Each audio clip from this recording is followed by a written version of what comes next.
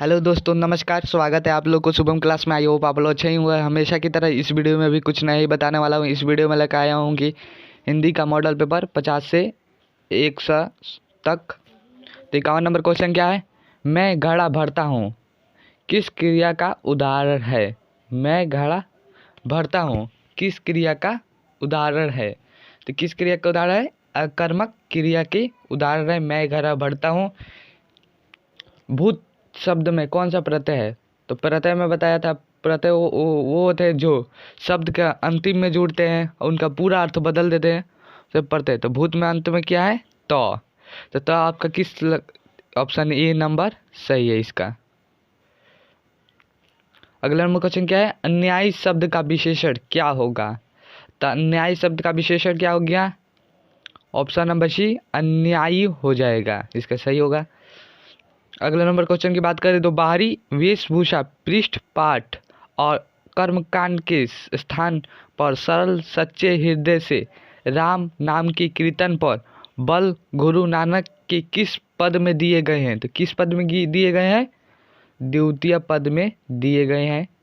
Option number इसका भी सही है। अगले नंबर क्वेश्चन की बात करें, आशी दीवार किसकी रचना है? आशा दीवार किसकी रचना है? तो किसकी रचना है? गुरु नानक की आशा दीवार रचना। ऑप्शन नंबर इसका डी सही है। सीखा शब्द का अर्थ क्या है?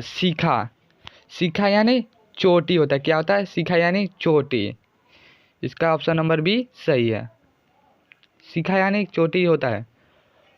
अगले नंबर क्वेश्चन की बात करें तो प्रेम आईनी श्री राधिका शीर्षक दोहे के रचनाकार कौन है? तो इसका कौन है? प्रेम आईनी श्री राधिका शीर्षक दोहे के रचनाकार कौन है?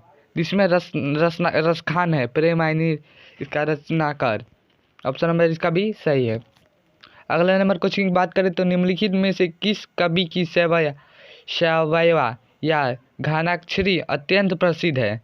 तो किस कवि की है प्रसिद्ध? रसखान की है सवैया और घनाक्षरी अत्यंत प्रसिद्ध है। प्रेम मार्ग का ऐसा प्रवीण और धीर पाठिक तथा जमानदिनी का ऐसे दावा रखने वाला ब्रज भाषा का दूसरा कवि नहीं हुआ है। कवि ज्ञानानंद के बारे में यह किसने कहा? तो ये किसने कहा? आपका विनोद कुमार सुकुल ने कहा। कवि ज्ञानानंद अपने आंसुओं को कहाँ पहुँचाना चाहते थे? तो कहाँ पहुँचाना चाहते थे? आपका सुजान के आंगन में। कवि ज्ञानानंद। अब बताए सुजान कौन थी? अब ये सभी क्वेश्चन पूछ सकता है। सुजान कौन थी? तो सुजान ज्ञानानंद की प्रेमिका थी, जो मतलब हो गया था कुछ, तो ये धोखेबाज प्रेमिका ही कहेंगे। ऑप्शन नंबर इसका सी सही है। कौन कवि काव्य और जीवन दोनों क्षेत्र में भारतेंदु हरिश्चंद्र को अपना आदर्श मानते थे? तो कौन मानते थे? बद्री नारायण चौधरी, प्रेमघन। ऑप्शन नंबर इसका डी सही है। अगला नंबर क्वेश्चन की बात करें तो स्वर्णधूलि शीर्षक काव्य किस कवि की रचना है? तो किस कवि का है? सुमित्रानंद पंत। ऑप्शन नंबर इसका डी सही है। आत्मजयी नामक प्रबंधक काव्य किसकी रचना है? तो ये किसकी रचना? कुंवर नारायण की रचना है। ऑप्शन नंबर इसका भी सही है। दो राह समय के साथ घंगर नाद सुनो सिंहासन खाली करो कि जनता आती है। यह पंक्ति किसके कविता में कही गई है? तो किसकी कविता में कही है? जनतंत्र के जन्म की कविता में ही कही गई है। दो राह समय के साथ रथ का घर घर नाद सुनो सिंहासन खाली करो कि जनता आती है। ये जनतंत्र के जन्म के। अगले नंबर क्वेश्चन की बात करते सचिनानंद हीरानंद वात्स्यायन अज्ञेय की कविता निम्न में से कौन है? तो सचिनानंद इस कविता कौन है? तो सबसे पहले तो आप ये याद करिएगा पाठ का नाम क्या है, उसके लेखक कौन है, लेखक का जन्म क्या है। अगले नंबर वीडियो में लेकर आऊँगा उसका पूरा हिंदी का और इंग्लिश का लेकर आएंगे। दो सबसे ज़्यादा आपको पूछता है पाठ का लेखक का नाम क्या है, जन्म क्या है इसका। तो इसमें क्या है? सचिनानंद हीरानंद अज्ञेय की कविता निम्न में से कौन है? तो इसमें कौन है? सचिनानंद हीरानंद की कविता मतलब कौन है? तो आपका मेरे बिना तुम प्रभु। ऑप्शन नंबर इसका सी सही है। अगले नंबर क्वेश्चन की बात करते हिरोशिमा शीर्षक कविता में जली हुई छाया किसकी साक्षी है? तो किसके साक्षी है? तो मानो कि हिरोशिमा शीर्षक कविता में जली हुई छाया किस हिरोशिमा की साक्षी है। एक वृक्ष की हत्या शीर्षक कविता में कौन हमेशा चौकन्ने रहते थे? तो कौन हमेशा वृक्ष एकदम चौकन्ने रहते थे। ऑप्शन नंबर इसका भी सही है। कवि बीरेन डंगवाल का जन्म किस वर्ष हुआ था? कहे थे ना, लेखक का नाम और उसका जन्म तिथि और पाठ किया है। सबसे ज़्यादा ये हिंदी में पूछता है, 10 से 15 नंबर तो ऑब्जेक्टिव इसी से पूछता है। तो इसमें क्या है, कवि बीरेन डंगवाल का जन्म कब हुआ था? तो इसका ऑप्शन नंबर ए सही। 1947 जिस दिन भारत आज़ाद हुआ था उसी दिन कवि बीरेन डंगवाल का जन्म हुआ था, उसी साल में। अगले नंबर क्वेश्चन की बात करें तो हमारी नींद शीर्षक कविता में किसने बीज की फूली हुई छत को भीतर से शुरू किया? तो क्या? अंकुर। ऑप्शन नंबर इसका भी सी सही है। 70 का किस काव्य संग्रह पर बीरेन डंगवाल को साहित्य अकादमी पुरस्कार मिला था? किस काव्य संग्रह पर बीरेन डंगवाल को? तो इसका क्या होगा? Option number option number D इसका सही। दुष्चक्र में सृष्टा का बीरेन डंगवाल को साहित्य अकादमी पुरस्कार मिला था। स्त्रीत्व का मानचित्र नामक आलोचना किसकी रचना है? तो ये किसकी रचना है? अनामिका क्या होगी? ऑप्शन नंबर इसका डी सही है। कवित्री अनामिका का जन्म स्थान कहाँ है? तो कवित्री अनामिका का जन्म बिहार में है, पर उस बिहार से मुजफ्फरपुर लग रहा है जिला में। ऑप्शन नंबर इसका सी सही है। अगले नंबर क्वेश्चन की बात है, लेखक श्रीनिवास को साहित्य अकादमी पुरस्कार ने किस वर्ष पुरस्कृत किया? लेखक श्रीनिवास को साहित्य अकादमी से किस वर्ष पुरस्कृत किया? तो किस वर्ष किया? सन 1967 ईस्वी में लेखक श्रीनिवास को साहित्य अकादमी पुरस्कार से पुरस्कृत किया। दही वाला मंगवा शीर्षक कहानी का अनुवाद किसने किया? दही वाला मंगवा का, तो इसका भी सही है, B.R. नारायण ने। अगले नंबर क्वेश्चन की बात करें तो ढलते विश्वास कहानी शीर्षक कहानी के लेखक कौन है?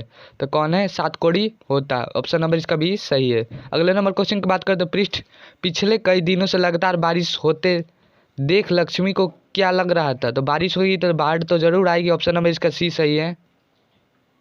अगले नंबर क्वेश्चन की बात करें तो सेनानायक शब्द का कौन सा समास है? तो कौन समास है आपका? सेनानायक कौन समास है? तो तत्पुरुष समास है। अगले नंबर क्वेश्चन की बात करते हैं, आंखें खुलना मुहावरे का अर्थ क्या होगा? आंखें खुलना मुहावरे का अर्थ सजग होना। ऑप्शन नंबर ए इसका सही है। वह कल घर जाएगा किस काल का उदाहरण है?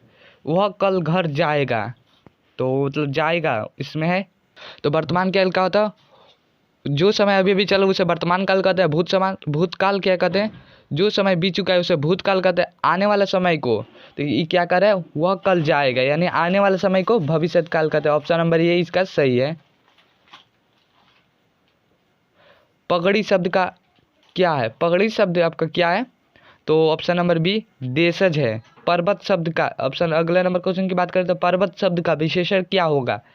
पर्वत शब्द का विशेषण क्या होगा? तो इसका पर्वतीय होगा। ऑप्शन नंबर इसका सी सही है। पुत्रवान शब्द का स्त्रीलिंग रूप का क्या है? पुत्रवान शब्द का स्त्रीलिंग रूप क्या है? तो ऑप्शन नंबर डी इसका पुत्रवती होगा। उल्लास शब्द का संधि विच्छेद क्या होगा? उल्लास, तो उत प्लस लास, सॉरी। ऑप्शन नंबर इसका सी सही है, उत प्लस लास होगा इस पे संधि विच्छेद इसका। अगला नंबर क्वेश्चन की बात करें तो रात को पहरा देना कौन प्रबंध है? रात को पहरा देना तो कौन प्रबंध है आपका? संज्ञा प्रबंध। अगले नंबर क्वेश्चन की बात करें तो परिश्रमी छात्र अवश्य सफल होंगे किस वाक्य का उदाहरण है? तो ये सरल वाक्य का उदाहरण है। ऑप्शन नंबर इसका बी सही है। काटा शब्द का विशेषण क्या है? काटा शब्द का विशेषण, तो इसमें क्या होगा? काटा शब्द का विशेषण कटीली। ऑप्शन नंबर इसका बी सही है। अगले नंबर क्वेश्चन की बात करते हैं, सजावट शब्द में प्रत्यय क्या है? प्रत्यय में बताया था जो शब्द जो प्रत्यय शब्द के लास्ट में उन जोड़कर पूरा उसका वाक्य बदल देते उसे प्रत्यय कहते हैं। तो प्रत्यय में इसका सजावट, आवट आ रहा है लास्ट में, तो ऑप्शन नंबर इसका सी है, सही है।